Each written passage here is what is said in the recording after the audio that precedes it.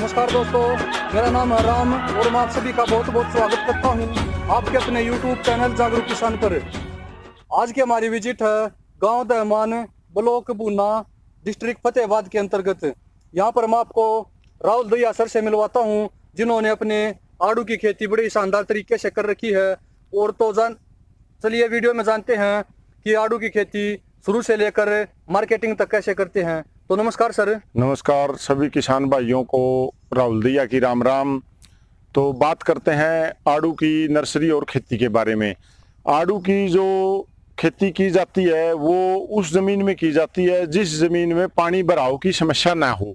जिस जमीन में पानी भराव की समस्या है वो किसान भाई आड़ू आलू बुखारा का बाग न लगाएं, क्योंकि ये पौधा कम पानी में होता है, मतलब कि पानी का ठहराव नहीं होना चाहिए जमीन में।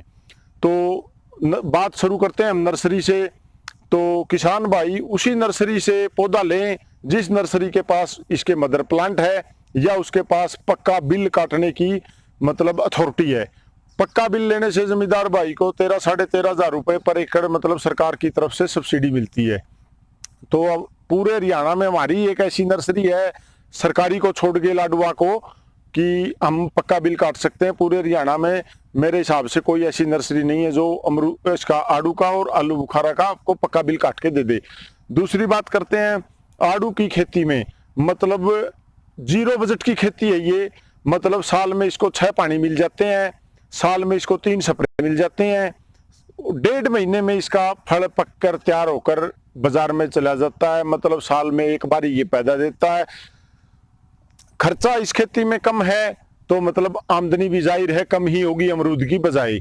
लेकिन बात वही आ जाती है कि खर्चा कम है, आमदनी कम है, तो मतलब औसत पैदावार वही निकल जाती है 3-4 लाख रुपए पर एकड़। तो सर जो इसका नर्सरी को लगाने का जो समय है वो लगभग किस टाइम का है? ये इसका जो मेन टाइम होता है आड़ू आलू बुखारा वनस्पति बबूगसा का जो सबसे बेस्ट टाइम माना गया है वो 12वें महीने की 15 तारीख से लेके और मतलब मार्च की 15-20 तक इसका बाग लगाएं जमींदार भाई, क्योंकि उस टाइम ये पौधा जागरूक मतलब बढ़वार की तरफ होता है। उसके बाद कुछ जमींदार 6, 7, 8वें महीने में भी इसके बाग लगाते हैं, वो भी चल जाते हैं। लेकिन फिर भी जो जमींदार भाई मतलब इसको दिसंबर से लेकर मार्च के बीच में ही लगाते हैं वो बहुत अच्छे रहते हैं। पौधा बढ़िया शानदार चलता है, 100% पौधा चलेगा। और जो जुलाई अगस्त में लगाते हैं ना उस टाइम इसकी बढ़वार रुक जाती है, थोड़ा पौधा धीरे स्लोली चलता है इसका उस टाइम। सर 1 एकड़ में लगभग कितने पौधे लगाए जा सकते हैं? 1 एकड़ में ऐसा है जी, ये हाई डिग्नेसिटी पे नहीं किया जाता आड़ू। कभी भी किसी भी नर्सरी के बहकावे में ना आए, क्योंकि मेरे पास खुद 4 एकड़ में आड़ू लगा हुआ है, आलू बुखारा भी लगा हुआ है।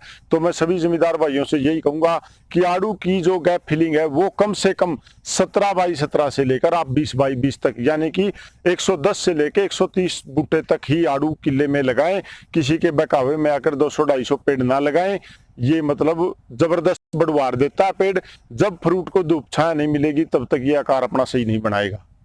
तो सर जो लगभग किस भाव में ये इसका जो आड़ू का जो रेट है बाजार में मिल सकेगा किसान भाइयों को, और लगभग एक पेड़ से कितने केजी फल मिल सकता है इसके बारे में? ऐसा है जी, थोक में ये जाता है 40 रुपए से लेकर 50 रुपए तक, और रेडी वाले आगे इसको मतलब 80 से 100 बेचते हैं।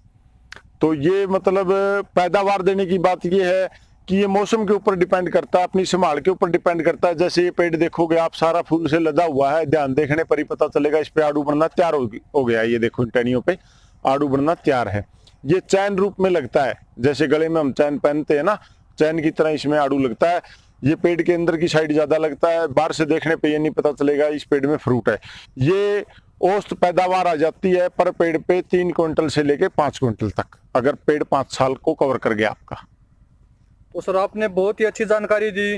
तो साथियों, अगर इसी तरीके से आप अच्छी तकनीकी से कोई भी बाग लगाते हैं, चाहे वो आड़ू हो, चाहे अमरूद हो, चाहे वनस्पति, कोई भी बाग लगाएं तो अच्छी तरीके से प्रॉपर ढंग से उसकी प्योद लें और अच्छी जानकारी लेकर बाग लगाएं, और उसको आगे तक बढ़ाने के लिए जैविक तरीके से ही इसको बढ़ाएं ताकि इसकी मार्केटिंग में आपको कोई समस्या न मिले।